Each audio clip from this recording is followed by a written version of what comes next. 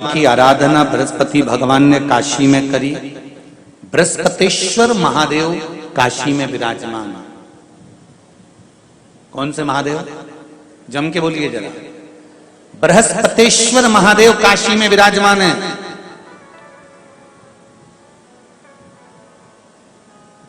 जो अंगूठी में पुखराज नहीं पहन सकते,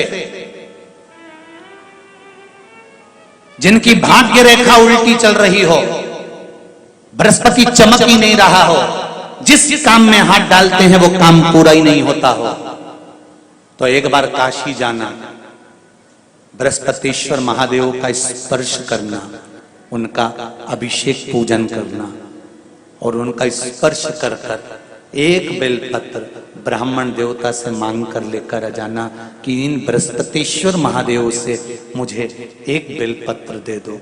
तुम्हें पुखराज पहना कि नहीं पहना, हीरा रतन माणिक पहना कि नहीं पहना, वो बेलपत्र इतना चमत्कार कर देगी कि जिंदगी में कभी संपदा की कमी आएगी ही नहीं। अगर बृहस्पति नहीं चमके तो बृहस्पतेश्वर महादेव, जहां पर बैठकर बृहस्पति भगवान ने शंकर भगवान की आराधना करी है, रोज गंगा जल जाना, गंगा जल लेकर आना, शिव जी की आराधना करना, एक शिवलिंग का निर्माण करा, उसकी आराधना में बृहस्पति भगवान डूब गए, उसकी आराधना में बृहस्पति महाराज निरंतर लगे रहे और इतनी आराधना बृहस्पति महाराज ने करी, इतनी आराधना करी बृहस्पति महाराज ने कि शंकर भगवान सामने प्रकट हो गए। मांगो बृहस्पति, तुमको क्या चाहिए? कुछ नहीं, केवल आपका भजन। नाम रख दिया, तुम्हारा नाम बृहस्पति रहेगा। बृहस्पति भगवान का एक नाम बृहस्पति भी रख दिया और तुम साधारण नहीं रहोगे। तुमने मेरी आराधना करी है तो देवताओं के गुरु बनकर विराजमान होगे। अब अभी तक 2 भार इंद्र के पास में थे। बहुत ध्यान देकर समझना ये नवग्रह कथा को। 2 भार थे इंद्र के पास। इंद्र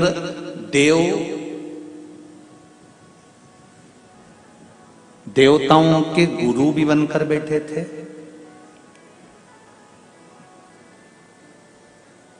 देवगुरु बृहस्पति की जगह पूर्व में इंद्र ही देवगुरु का पद संभाल रहे थे और देवराज का पद भी इंद्र के पास में था। कौन कौन से पद थे? जम के बोलो जरा।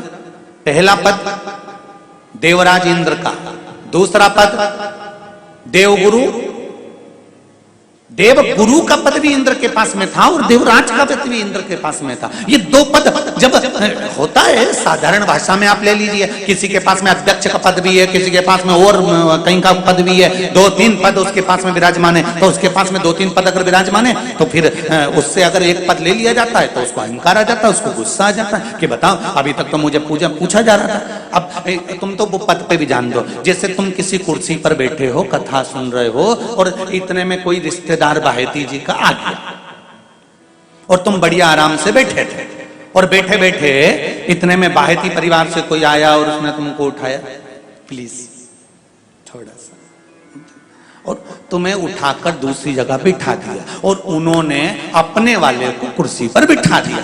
अब बोलो, जो उठा, जिसको उठाया था उसका भगोने जैसा मुंडा हुआ कि नहीं हुआ? अरे बोलो तो। अपन दूर कथा नहीं जाते, कथा अपन अपने ऊपर लेके चलो कि अपन कैसे समझें इस कथा को। बहुत अगर गहन तत्व की कथा सुनेंगे तो समझ में आएगी नहीं। यहाँ से सुनी, यहाँ से निकाल दी, बची कुची दी, ऊपर से निकल गई और मालूम पड़े थोड़ी देर बाद माताएं कुर्सी पे बैठी बैठी।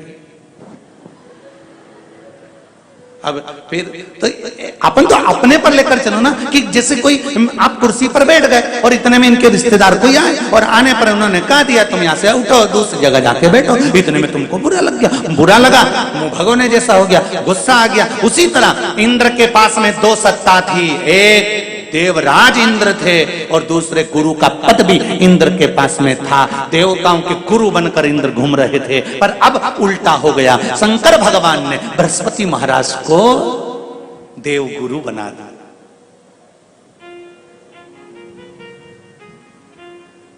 अब जैसे ही देवगुरु बनाया तो इनका इंद्रदेव का मुंह, अरे बोलो तो तुम, भगोने सा हो गया। कुर्सी उतरी कि मुंह भगोड़ा उड़ा। अब इनका मुंह भगोने जैसा हो गया तो गुस्सा तो गुस्सा। इतने में इंद्र ने, बृहस्पति महाराज देव गुरु बन गए, इंद्र सिंहासन पर बैठे थे, अप्सराओं का नृत्य देख रहे थे। वहीं से देव गुरु बृहस्पति का आगमन हुआ। बृहस्पति महाराज जैसे ही आए तो इंद्र तो सिंहासन पर बैठकर पूरा अप्सराओं का नृत्य देख रहे थे। उनको देव गुरु बृहस्पति से मतलब ही नहीं था।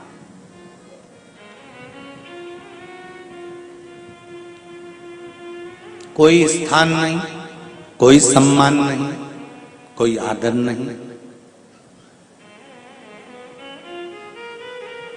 कोई आदर नहीं। जिसको घर के बड़े बुजुर्ग सम्मान देते हैं, घर के बच्चों का भी फर्ज है कि उसका सम्मान बच्चे करें। सही है कि गलत है?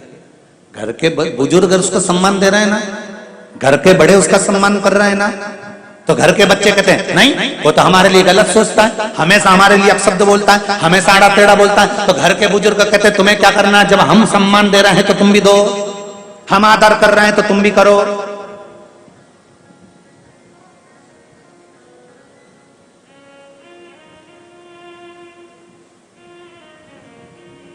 पर नहीं महाराज, आदर आप भी करो, सम्मान आप भी करो, पर वो आदर वो सम्मान बहुत मुश्किल। अब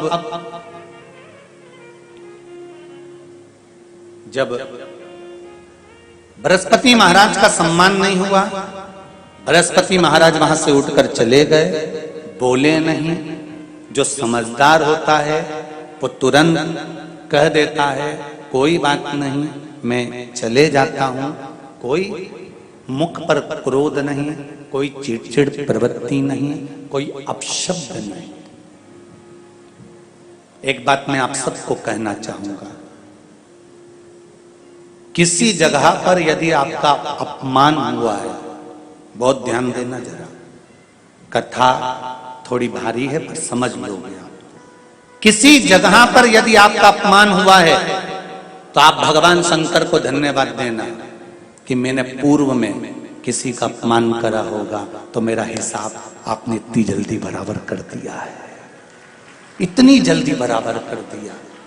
ये थोड़ा सा अपमान मेरा कराया, मेरा हिसाब बराबर हो गया। कोई गाली दे रहा है, देने दो, शंकर भगवान को धन्यवाद देना, बाबा बड़ी कृपा करी, मैंने पूर्व में इसको गालियां दी होंगी, अपशब्द कहा होगा तो इसने मुझे पलट कर गाली दे दी, अपशब्द कह दिया। ये तेरी कृपा है, ये तेरी दया। और जब तक तेरी करुणा, तेरी कृपा, तेरी दया नहीं हो तब तक कुछ हो ही नहीं सकता। तेरी कृपा।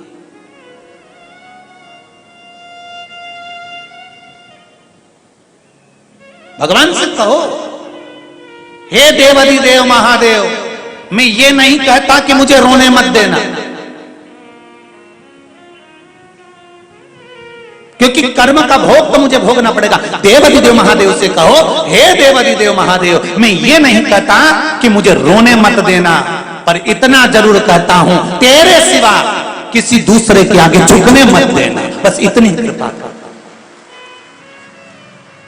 मैं ये नहीं कहता कि मुझे रोने मत देना, बस तुझसे निवेदन है कि केवल तेरे दरबार के अलावा किसी दूसरी जगह पर मुझे झुकने मत देना, क्योंकि मैं जानता हूं अगर तू मुझे अपना समझता है, झुकने नहीं दे सकता तो फिर रोने भी नहीं देगा। ये मेरा विश्वास। संसार सागर में केवल एक देव अधिदेव महादेव ऐसे हैं जो व्यक्ति पथ से भी अगर भटक रहा है तो उसको अपनी मंजिल तक पहुंचा ही देते हैं, और वो अपने लायक स्वयं शिव अपने अनुकूल उसको बना ही लेते हैं।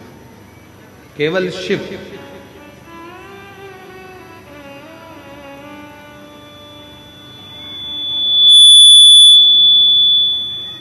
केवल भगवान शंकर।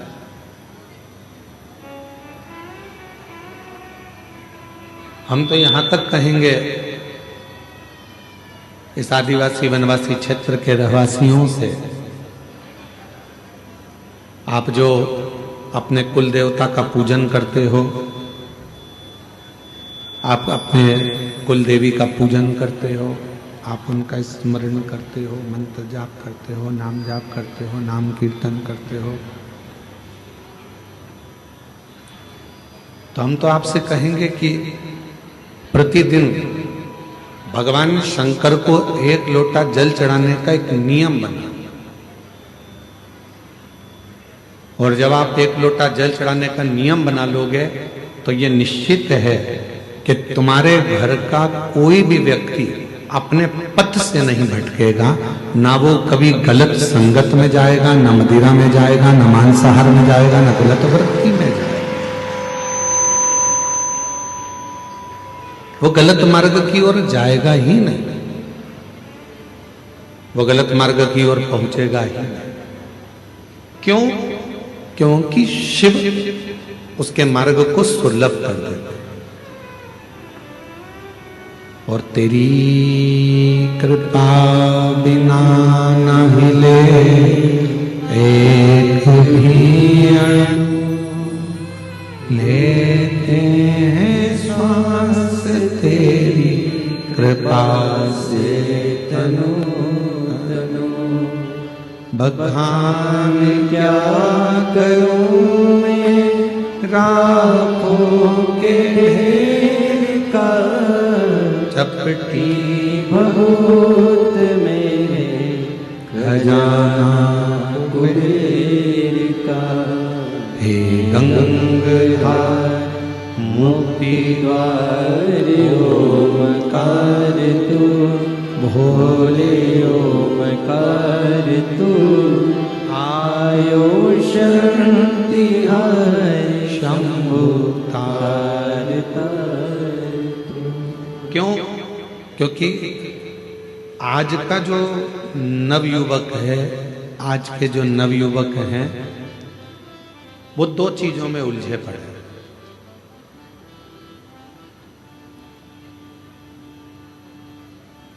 आज के जितने भी युवान बहन भाई हैं वो 2 चीजों में उलझे पड़े हैं। आज का जो नवयुवक है, आज का जो नवयुवक है वो 2 चीजों में उलझा हुआ है,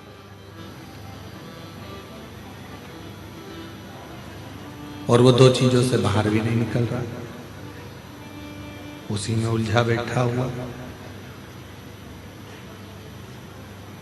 वो लोग चाहते हैं कि उसको उस उलझन से बाहर निकाल दिया जाए, फिर भी वो उस उलझन से नहीं निकल रहा।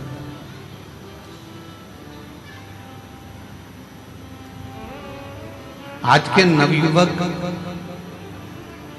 2 चीजों में उलझे हैं। एक उलझे हैं कैमरे में, और एक उलझे हैं कमरे में।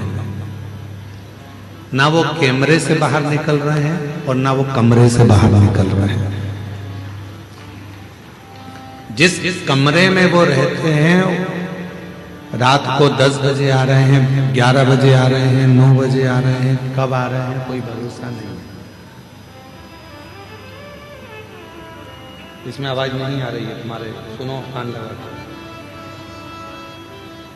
कितनी बजे आ रहे हैं, कब आ रहे हैं, कोई भरोसा। कमरे में आते हैं, रुकते हैं, सुबह आराम से उठते हैं, 10 बजे 11 बजे उठ रहे हैं,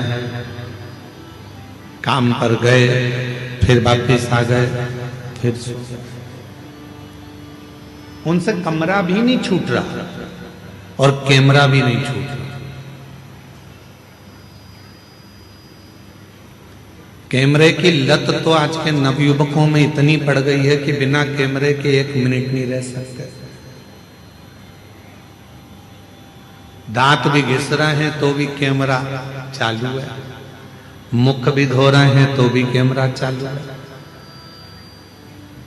और उस कैमरे ने मालूम पड़ा एक दिन ऐसी जिंदगी खराब कर दी कि फिर किसी को मुख दिखाने के भी काबिल नहीं बच पाता। नवयुवक बच्चे, छोटा बच्चा है, सोता हुआ अच्छा लगता है। छोटा बच्चा जितना सोएगा माँ बाप को उतना अच्छा लगेगा। पर वही छोटा बच्चा जब बड़ा हो जाता है कॉलेज में पहुंच जाता है और वो बच्चा यदि कमरे में सोता हुआ पड़ा रहे तो माँ बाप को बिल्कुल अच्छा नहीं लगता। माँ बाप चाहते हैं कि मेरा बेटा कमरे से भी